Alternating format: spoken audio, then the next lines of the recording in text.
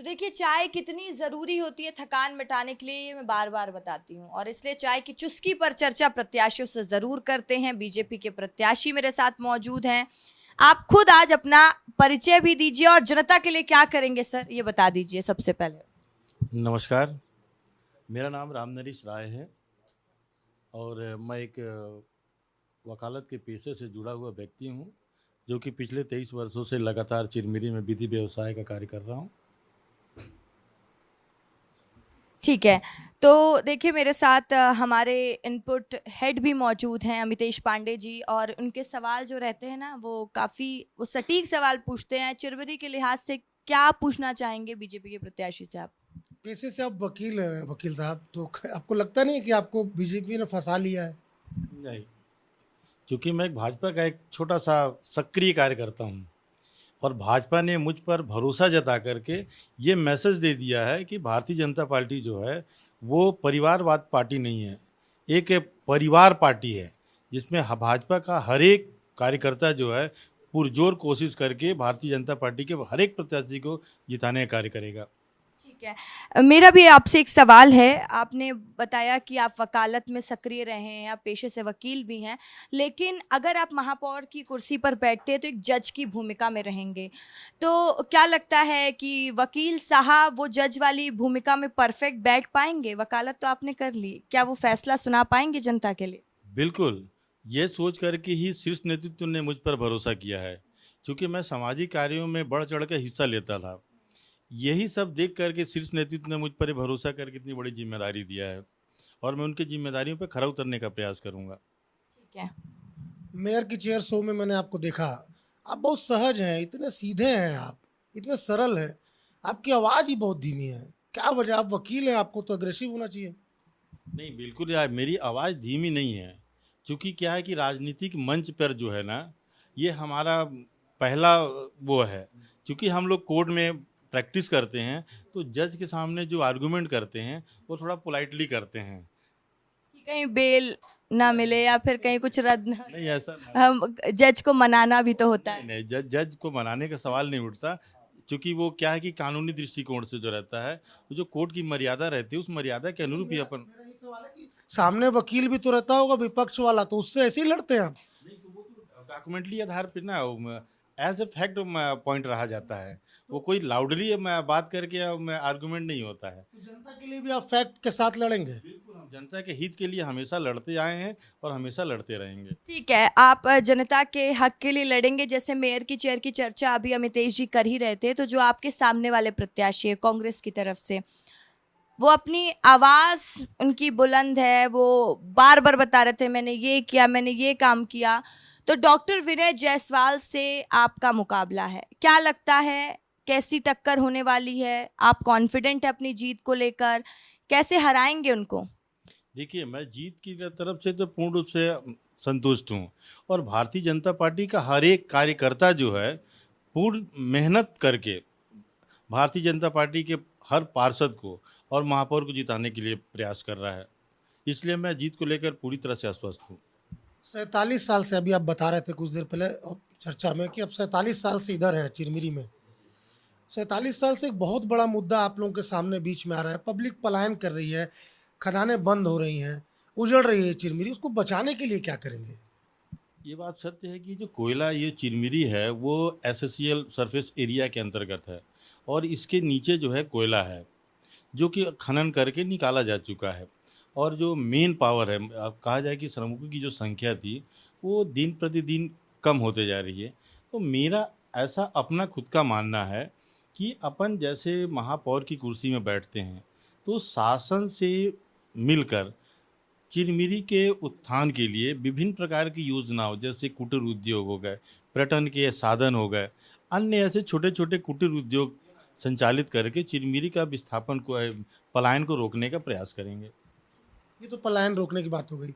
दूसरी बात ये है कि आपके सामने जो हैं विनय जायसवाल एमएलए रह चुके हैं, वो अपने काम गिना रहे हैं।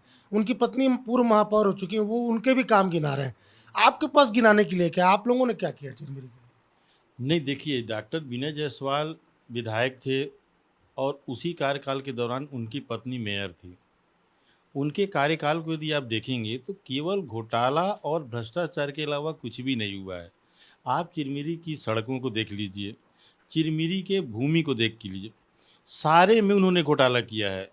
और उनके घोटाले का एक छोटा सा उदाहरण बता रहा हूँ। 2020 में एक वॉल पेंटिंग का काम हुआ था। उस वॉल पेंटिंग को 2020 के काम को 2021 केवल शून्य को हटाकर उसके आगे एक करके 21 का भी जो पैसा था उसको भी निकाल लिया।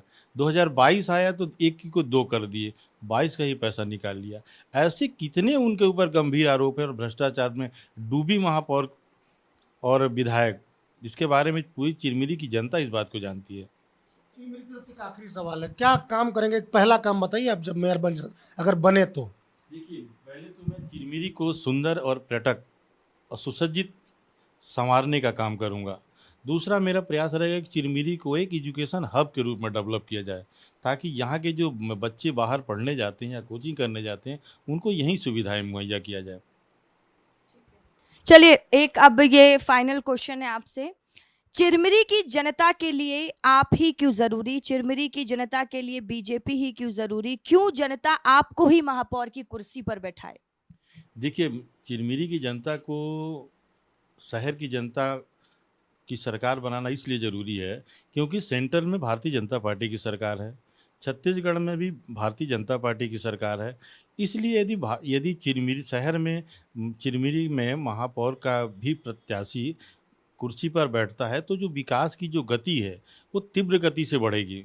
यूँ कहा जाए तो सर्वांगीण विकास जो है वो तेज गति से होने लगेगा। इसलिए यहाँ पर शहर में भारतीय जनता पार्टी का मेयर बनाना अति आवश्यक है। ठीक है, तो आपने सुन लिया कि क्यों जरूरी है ये, और अब जनता ही तय करेगी। अब देखिए, एक महापौर प्रत्याशी के साथ चाय पी ली है, चर्चा कर ली है चाय की चुस्की पर। तो चलिए अब दूसरे प्रत्याशी के पास भी चलते हैं, उनसे भी चर्चा कर लेते हैं, पूछ लेते हैं कि आपकी कितनी तैयारी है। तो देखिए, जब सारा काम कर लो, थकान हो जाए, तो चाय एक ऐसी चीज होती है कि थकान को थोड़ी सी कम कर देती है। और यही चाय पीते पीते हम भी काम करते करते थक गए हैं, और प्रचार करते करते आप भी थक गए होंगे। देखिए, कांग्रेस के प्रत्याशी डॉक्टर विनय जायसवाल इस वक्त मेरे साथ मौजूद हैं। तो प्रचार विचार ठीक चल रहा है कि नहीं चल रहा? नहीं, प्रचार तो बहुत मस्त चल रहा है। और आप चिरमिरी में यहाँ पर आई, विस्तार न्यूज़ की पूरी जो टीम आई है, और चाय की चुस्की पे हम लोग चर्चा कर रहे हैं, चाय पे चर्चा नहीं कर रहे हैं। तो निश्चित रूप से एक ऊर्जा रहती है कार्यकर्ताओं के साथ, कार्यकर्ताओं का जो जोश रहता है, जनता का जो स्नेह रहता है, उससे पता नहीं चलता कि आप इतना। आज कल मैं 12 किलोमीटर चला था, पदयात्रा रैली किया था। आज भी लगभग 10 से 11 किलोमीटर की रैली किया, लेकिन थकावट जो है वो गायब सी है। ये चुनाव का इफेक्ट है पूरा। निश्चित रूप से कार्यकर्ताओं और जनता के स्नेह का ये इफेक्ट है। तो देखिए, हमारे साथ अमितेश पांडे जी भी हैं, विस्तार न्यूज़ के इनपुट हेड हैं, असाइनमेंट हेड हैं। आपके भी कोई सवाल है तो पूछ लीजिए। वैसे ही ऐसे ऐसे इनपुट निकाल लेते हैं ना प्रत्याशियों के बारे में कि प्रत्याशी चिंतित हो जाते हैं। पूछिए सवाल। विनय जी, आपने कहा कि आपके अंदर अभी ऊर्जा है, थोड़ा सा थकान हो गई, तो थकान प्रचार की थकान है आपके अंदर कि सामने सत्ता वाली पार्टी है इसलिए थकान है? मैंने कहाँ बोला कि थकान है, मैंने बोला कि जनता का स्नेह और कार्यकर्ताओं का उत्साह थकने ही नहीं दे रहा है। जी, तो थक ही नहीं रहे हैं वो। विनय जी बताइए कि जो आप अगर जीतते हैं तो कोई एक ऐतिहासिक ऐसा कोई काम बताइए जो आप करेंगे मेयर बनते ही। देखिए, वैसे तो दावों से सरकार नहीं चलती है, दावे खूब होते हैं। इसके पहले भी लोग दावे किए थे विधायक के लिए, मैं तो खैर विधायक भी था, तो मैंने कभी दावों के ऊपर में विश्वास नहीं किया। मैं हमेशा राजनीति को सेवा का माध्यम बना के अपने कार्यों के ऊपर विश्वास किया। तो मेरा ये मानना है कि हमारी सरकार नहीं रही, अभी हम 13-14 महीने सरकार में थे। जो 5 साल में सरकार ने हमारी काम की और मैंने यहाँ के विधायक के रूप में जो काम किया, और जो ये 14 महीने में वो काम थम गए। मैं आपको बता रहा हूँ, ऐतिहासिक काम बता रहा हूँ। हमने चौपाटी का निर्माण कराना चालू किया चिरमिरी शहर में। आपको विश्वास होगा कि नगर निगम में कोई चौपाटी नहीं है, हमने चौपाटी बनाना चालू किया। एक स्टेशन यहाँ है हमारा, वो स्टेशन का रोड हमने चालू किया। एक बड़ा 2000 कैपेसिटी का, जिसमें हमारे लोग शादी समारोह कर सकें, उसके लिए भवन बनाना चालू किया। ये सब में जो SECL ने स्टे लगाया हमारे समय में, और भारतीय जनता पार्टी के जो प्रत्याशी हैं, जो आज स्वास्थ्य मंत्री हैं, वो केवल स्टे के नाम पे यहाँ पर चुनाव जीत के आ गए, क्योंकि हमारे जो प्रत्याशी थे वो वकील थे। लेकिन आज 13 महीने हो गए, वो ना तो स्टे खुला है और वो सारे के सारे जो निर्माण कार्य हैं वो अधूरे पड़े हैं। तो मैं कितना बड़ा काम करूंगा तो बात की बात है, लेकिन जो गति रुक गई है इन 13-14 महीनों में, उन कामों को सबसे पहले गति दूंगा। ठीक है, आप काम करवाएंगे वो तो ठीक बात है। देखिए, चिरमिरी एसईसीएल एरिया की वजह से ज़्यादा पॉपुलर भी है, लेकिन जब एसईसीएल का अस्तित्व खत्म हो जाएगा तो लोग यहाँ के डर रहे हैं कि चिरमिरी का अस्तित्व कहीं खो ना जाए। तो कैसे बचाएंगे उसको लेकर कोई प्लानिंग है आपकी? देखिए, ये चिंता आज की नहीं है। जिस विषय को आप उठा रही हैं, ये लगभग पिछले 40-50 सालों से चिरमिरी की जो जनता है, क्योंकि देखिए चिरमिरी में सभी प्रांत के लोग रहते हैं, वो उड़ीसा प्रांत हो या साउथ के स्टेट्स हों या उत्तर प्रदेश के हों, बिहार के हों, बंगाल के हों।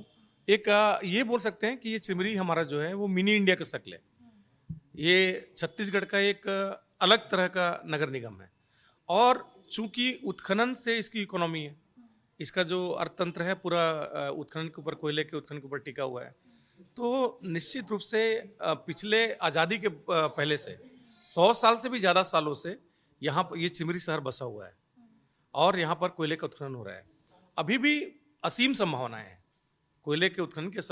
कम से कम मुझे लगता है कि जो हमारे सीनियर और जो माइनिंग के जो जानकार लोग हैं, उनका कहना है कि ये अभी कम से कम 50 साल से भी ऊपर का कोयला है। तो टेंशन इस बात की है कि जो केंद्र की जो नीति है, देखिए डबल इंजन सरकार की बात करते हैं, फिर ट्रिपल इंजन सरकार की बात करते हैं कि नगर सरकार में भी हमको बैठा दो, स्टेट में भी हमको बैठा दो, केंद्र में भी। अब डबल इंजन की सरकार होने के बाद भी आज सारा का सारा जो कांग्रेस की सरकार जब थी, केंद्र में सरकार थी, तो इन्होंने प्राइवेट माइनिंग के ऊपर बंदिश थी, कोयला खदानों का राष्ट्रीयकरण किया गया था। लेकिन जो मोदी जी की सरकार है, सारे के सारे गेट ओपन कर दिए। आज चिरमिरी में अगर आप देखेंगे तो 9 शासकीय एसईसीएल की खदानें थी, जिसमें लोग 1 से लेकर 1.5 लाख तक तनख्वाह पा रहे थे। अभी सारे के सारे प्राइवेट प्लेयर आ गए हैं, अब तनख्वाह मिल रही 10,000, 8,000, 12,000। बुरी तरह से यहाँ मजदूरों का शोषण हो रहा है। तो ये कहना कि चिरमिरी का अस्तित्व तो खत्म है, ये गलत बात है। सरकार की जो नीति है, सरकार की जो पॉलिसी है, उसका बड़ा दंश जो है वो हमारे शहर को झेलना पड़ रहा है।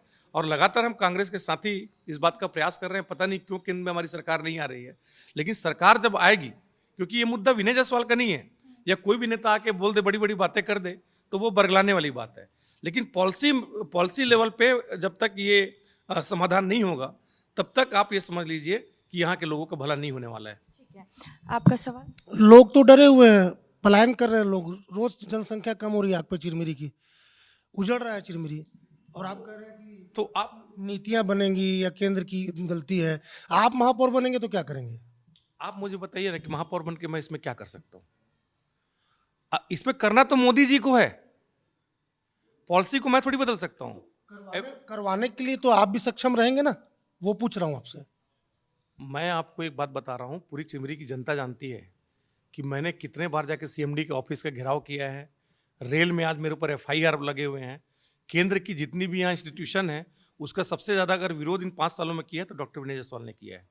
और चिरमिरी के लिए, इनकी लड़ाई के लिए तो मैं हमेशा खड़ा हूँ। चिरमिरी की जनता ये तो जानती है कि ये आदमी तो लड़ेगा, ये आदमी लड़ेगा और हमारा काम कराएगा। ये भरोसा तो मैंने कायम किया है। एक छोटी सी बात आपको बताना चाहता हूँ कि हमारा जो ये एसईसीएल क्षेत्र है, यहाँ पर भारतीय जनता पार्टी के 2 विधायक थे, एक स्वर्गीय दीपक पटेल और अभी जो हमारे स्वास्थ्य मंत्री हैं श्यामबरी जायसवाल जी। बड़े पैमाने पे हमारे जो कोल कर्मी हैं, उनके साथ ब्लैकमेलिंग होती थी। 40-40 लोगों को बर्खास्त कर दिया गया नौकरी से। आपका नाम मान लीजिए अंकिता है, तो उसमें अंक की मात्रा नहीं है, तो आप फर्जी नौकरी में भर्ती हुए हैं। जबकि एक मजदूर जो है, मेहनत कश मजदूर है, वो लोहा उठा के अपनी भर्ती करता था। लोग दाने दाने के लिए मोहताज थे, उनका पीएफ ग्रेजुटी सब रुक गया था। और बड़े जो ब्लैकमेलर थे, जो एसईसीएल के जो अधिकारियों के साथ मिलकर एक बड़ा मकड़ जाल था। और इसमें बड़ी उगाही जो है यहाँ के लोग करते थे। मैंने जाके सीएमडी ऑफिस का घेराव किया, मैंने यहाँ सदन में प्रश्न उठा के एक बड़ी कमेटी बैठाई और इस समस्या का निराकरण हुआ। मेरे 5 साल रहते हुए एक भी जो कर्मचारी है वो बर्खास्त नहीं हुआ। और 30 से 32 कर्मचारियों का जिनका पैसा रुक गया था, किसी का 1 करोड़, किसी का 1.25 करोड़, किसी का 1.5 करोड़, सारे के सारे जो मजदूर हैं उनके पैसों का भुगतान मैंने किया। तो मैंने बताया ना, लड़ सकता हूं मैं यहाँ के लोगों के अधिकार के लिए, ये तो चिरमिरी की जनता जानती है। ठीक है, चिरमिरी की जनता जानती है कि आप लड़ेंगे उनके लिए। आखिरी में क्या कहना चाहेंगे जनता से कि क्यों आपको ही महापौर चुना जाए, क्यों चिरमिरी के लिए विनय जायसवाल ही जरूरी है? चिरमिरी की जनता ने मुझे टेस्ट कर लिया है, मेरा विधायकी का जो कार्यकाल है वो देख लिया है, तो ये सबसे बड़ा उनके पास आधार है कि विनय जायसवाल को महापौर के रूप में चुना जाए। चलिए, तो देखिए आपने सुन लिया, हमारे साथ कांग्रेस के प्रत्याशी थे विनय जायसवाल। उन्होंने बताया कि क्यों जनता उनको चुनेगी। अब ये तो नतीजे ही बताएंगे। जब 15 फरवरी को नतीजे आएंगे तो स्थिति साफ हो जाएगी कि कौन बैठेगा चिरमिरी में, नगर निगम में, उस कुर्सी पर, उस मेयर की चेयर पर। कैमरामैन मुकेश के साथ रसिका पांडे, विस्तार न्यूज, चिरमिरी।